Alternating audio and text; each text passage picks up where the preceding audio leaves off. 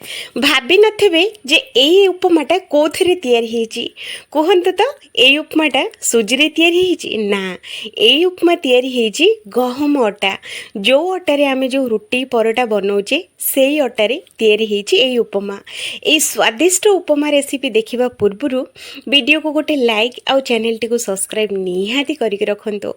आसंतो आज आमे बनेइबा अति स्वादिष्ट आउ एकदम पाटी को गला मात्रे पूरा मिलई जीवो अटा उपमा।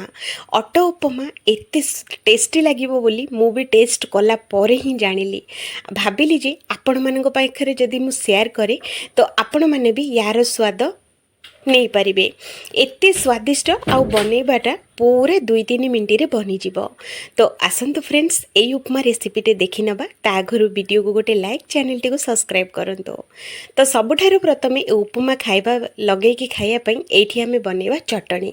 तो चटणी पई मु एठी नेइची नडिया सांगरे सेई गिन्ना रे एठी हमें दबा अध गिन्ना भजा बादाम सांगरे एठी हमें 1 इंची अदा दबा आउ राग पई 1 कंचा लंका आउ अल्प टिकिना को एठी हमें दबा पुदीना पत्र जदि नाही तो पुदीना पत्र जगार धनिया पत्र भी दे पारिबे।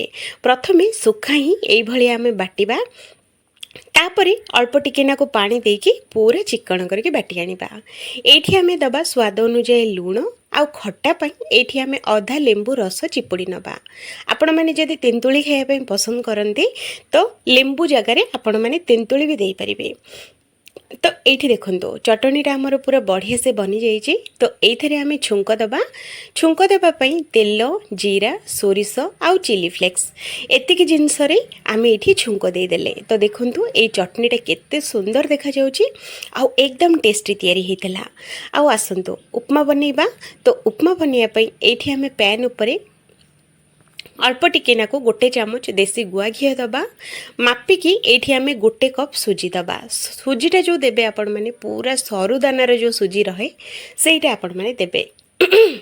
आउ एठी देखंतु फ्रेंड्स सुजीटा को पूरा स्लो फ्लेम रे 2-3 मिनट पर्यंत याकु आमे भाजिबा। 2-3 मिनट हो सारला परे सेई कप रे मापिकी एठी आमे 1 कप गहम अटा एठी आमे दबा। तो फ्रेंड्स आपण माने चाहिले खाली अटारे भी तैयारी करि परबे किंतु अटारे तैयारी कले कोन पाटी रे माने चेका चेका है कि अठाळिया लागिबो। जदि ता धीरे टिकेना को सुजी दे देबे ना तो से अठाळिया आउ बिल्कुल लागिबनी आउ टेस्ट बहुत भल रहिबो। तो अटा दे सारला परे पूरा स्लो फ्लेम रे 2-3 मिनट पई सुजी आउ अटाटा को दुईटी मिसई कि आमे भाजिबा। तो एठी देखंतो एकदम दानादार हेची आउ एकदम बढ़िया कलर आसीबा संगरे बहुत ही सुंदर भाजी हेची। एई भली जेतेबेले भाजी हे जिवो पूरा गोटी गोटी हो जिवो। तो एठी आमे गैसटा को बंद कर दबा। आउ बंद कर सारला परे सेई सुजी आउ अटाटा आउ गोटे जगह को आमे बाहर करबा। एठी देखंतु मो उपमा पई किछि परिया नेछि जो थरे टमाटो आलू पियाज गाजर आउ कैप्सिकम एतिक जिनस रे बनौछि। आपण माने चाहिले आपण मानक निज पसंदर भेजिटेबल भी दे पारिबे। पैन बसेबा ता धीरे 2 चामच तेल दबा आधा चामच जीरा सोरिष फुटेबा। फुटी सारला परे 1 चुटकी एठी हेंगु दबा 2 चामच एठी हमें चिना बादाम दबा 1 चामच बुट डाली 1 चामच बिरी डाली एठी हमें दे दबा। आउ सांगरे एठी हमें किछि काजू एठी हमें दबा। काजूर टेस्ट बहुत भल आसी थाए फ्रेंड्स। एई उपमा रे निहाती देबे जदि अछि तो निहाती देबे नहले काजू जगार आपण माने 4 मगज भी पकई पारिबे ता धीरे भी टेस्ट बहुत भल दिए। तो एठी देखंतो याकु आमे पूरा स्लो फ्लेम रे 2-3 मिनट पई याकु आमे भाजिबा। 2-3 मिनट भाजी hi सारला परे आधा चामच एठी आमे दबा कंचा लंका आउ अदा छेचिकी एठी आमे दबा। फ्रेंड्स एठी अदा कंचा लंकार छेचा निहाती देबे कारण यार ही सबुठारु अधिक टेस्टी लगे। तो 2-3 मिनट याकु स्लो फ्लेम रे भाजिबा। बढ़िया से भाजी ही गलानी एठी आपण माने देखि परथबे। तो एठी देखंतु पूरा बढ़िया से सबुजाक जिनस भाजी हेची।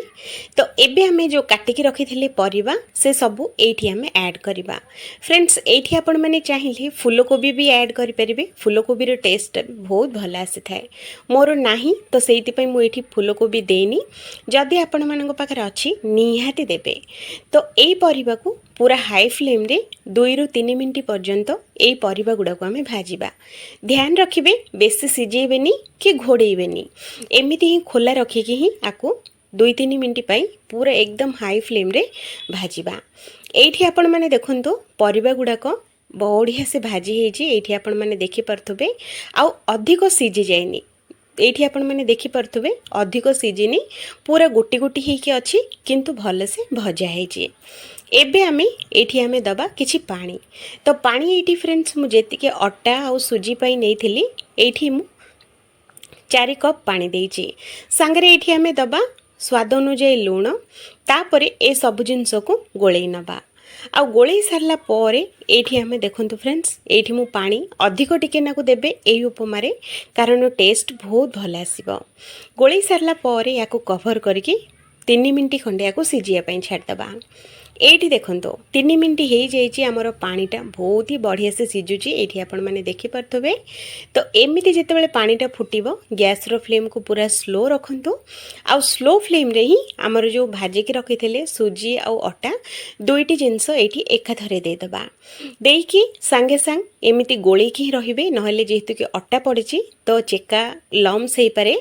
तो सेइथि पई आपण माने कोन करिवे ना टिके नाकु काठुआ हेला पर्यंत एमिति लगातार गोळी की रहिबे। जदि आपण माने बाय चांस छाड़ी देबे तो चेका चेका हे जिवो।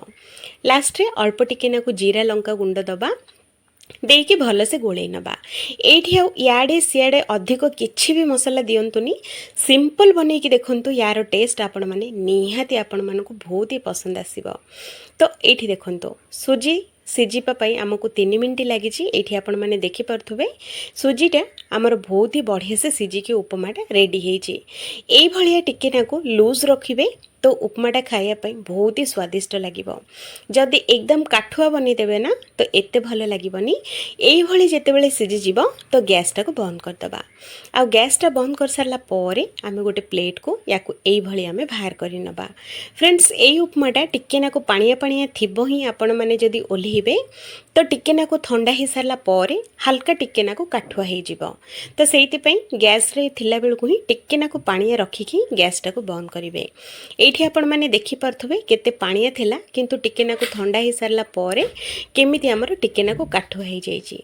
सांगरे एई जो चटनी रहिला चटपटा चटनी, यार तो स्वाद पूरा अलगा।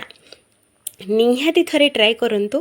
अट्टा उपमा सांगरे एई बादाम आ नड़िया चटनी बहुत ही पसंद आसीबो लोक मानंको। निहाती बनांतु।